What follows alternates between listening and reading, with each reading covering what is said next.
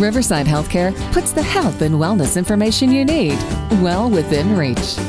Today we're going to be talking with Dr. Rubina Beg. She is a family medicine provider at our Frankfort campus. Dr. Beg, thank you so much for joining us today. Thank you for having me. So let's start off a little bit about telling our audience a little bit about you. What brought you into medicine? So I went into medicine because I had an interest since I was a kid to improve the health of people on a large scale. I had a lot of good influences growing up. I had a family medicine doctor who took care of my family. I grew an interest for preventive medicine, especially just seeing how people might go into the hospital for very trivial reasons, and if they just had a good relationship with their family medicine doctor, things could have been prevented. And that kind of ties into my interest in weight loss medicine too. Kind of preventing weight gain and preventing obesity can keep a lot of people healthy and out of the hospital and give them a good quality of life. And so those are all the reasons I went into medicine. Okay, and that's very fitting because our topic today is focused on weight loss medicine and more specifically on managing your weight loss with the support of your primary care physician. So obesity and being overweight is sadly a very common health problem in the United States. Is there a difference between somebody who's obese and somebody who's just overweight? Yeah, so those are two actual categories that are separate. So we classify it based on BMI. So BMI between 18.5 and around 25 is normal BMI, and between 25 and 30 is considered overweight, and then anything above 30 is considered obesity. We do also say that BMI 40 and up is severe obesity. Okay. Does your build or anything have anything to do with your BMI? Because I know that can be based on your build. That's a really good question. Yeah, and the big controversy with BMI is that it's not supposed to be one size or one measurement fits all. So yeah, some people have a bigger build. Some athletes have more muscle mass, so BMI is not perfect. It's just a clue. It's really easy to measure. You get it every time you visit your doctor. And so we kind of use it as a guide, but you're absolutely right. It's not always reliable. Another clue we can use is the waistline. That kind of gives us an idea of abdominal mass. And there are other ways to measure body fat, but BMI is just the one we more commonly use. Okay. And so obesity, being overweight, is this something that is linked to genetics at all? It can be. We say about 40 to 50% can be linked to genetics. It's not just one gene, but it's really multifactorial. But we do think more of it comes from behaviors, learned behaviors in your environment. So kind of when you were growing up, what foods you were used to eating, where you live, are there healthy grocery stores nearby, or is it more fast food restaurants? There are a lot of other factors, so we try to let patients know that genetics does not mean it's your destiny. Well, that's very encouraging because I know a lot of people are like, oh, well, that's just the way I am. But it is something that could be reversed if it's a learned behavior, especially it's something maybe challenging to relearn, but it's something that could be reversed. Yeah, definitely. I try to tell patients that it is very difficult. There might be things that are working against you. It might be a little bit of an uphill battle. But yeah, there are things we can work on correcting certain mentalities, certain thought processes, breaking any myths. And yeah, your doctors are always here to help you, to talk through diet, exercise. There are other things, medications, referrals we can make. There's no reason to ever give up. So are there other health problems or things that being overweight could cause? Yeah, actually, there's two different categories of health problems. So one category is more on the hormonal side and one is more on the body mass side. So the hormonal side, weight gain can lead to prediabetes, diabetes, metabolic syndrome, high blood pressure, heart disease, high cholesterol, abnormal periods, infertility, skin problems, a lot of different things in a hormonal sense. The addition of weight to your body means more of a burden that you have to carry, and it can actually compress certain parts of the body. So you can end up with gastric reflux, you can get sleep apnea, some breathing problems, knee pain, joint pain, etc. And the other category, although weight gain is not directly correlated, They have noticed that people who tend to lose weight or on the lower side of the weight spectrum have a significantly better chance of fighting off about 50 to 20 different cancers. So there's a lot more benefit with losing weight and avoiding all of these medical problems. Yeah. Definitely. If it's something you can avoid, Yeah. definitely something we wouldn't work on.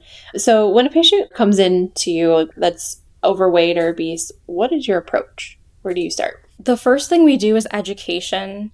Before the education part, I do kind of clarify what their diet is like and what their activity regimen is like, just to see where we're starting from. So when I look at diet, we definitely talk about carbohydrates.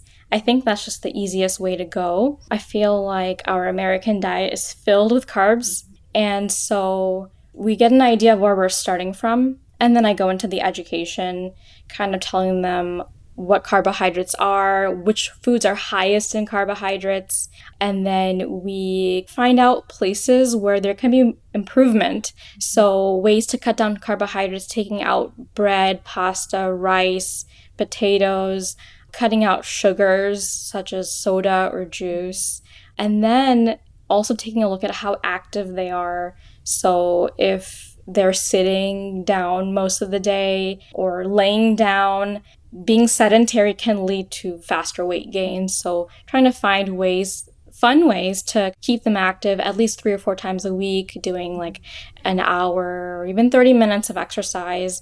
And both of those things can lead to some progress actually at the very beginning of our weight loss plan. Yeah, I can definitely see how that could work. Even just those small changes can make a big difference, or at least getting it started too. It may not fix everything, but at least gets you started down the right path. And I can do this. Gives you a little confidence. Definitely people realize a lot of things. They say, well, doc, I realize I'm eating out of boredom, or I was just trying to finish off the food. I cooked too much and I didn't want it to go to waste. So people are definitely finding a lot of realizations just from our first visit. So there are times when additional intervention is probably needed. Are there medications or next steps that you look to when that is the case? Yeah, so after we have milked all we can from fixing the diet and adding in physical activity, we do look at some medications. Some of the classes of medications that I look at are stimulants, which they work as an appetite suppressants. So one of those meds is phentermine. There's another medication called Topamax. It's usually a migraine med. There's another med called Saxenda, which is actually a alternative. It's a replica of a diabetes medication. There's Wellbutrin, naltrexone. These are all meds that somehow work with the human body, and they kind of alter the hormones so that you have less hunger hormones and more fullness hormones. And these meds can also be combined into combination pills.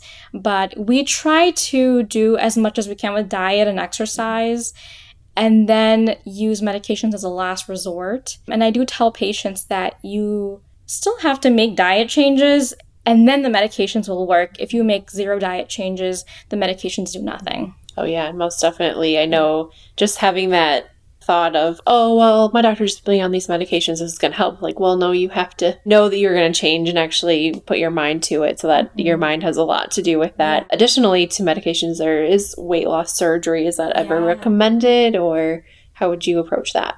So bariatric surgery, I usually think of a patient who has a BMI of 40 or above. So that's already the severe obesity range. And I do tell those patients straight away that they do qualify. Having a BMI of 40, there's probably some genetics associated or some things working against them that would make them a good candidate to have bariatric surgery right off the bat.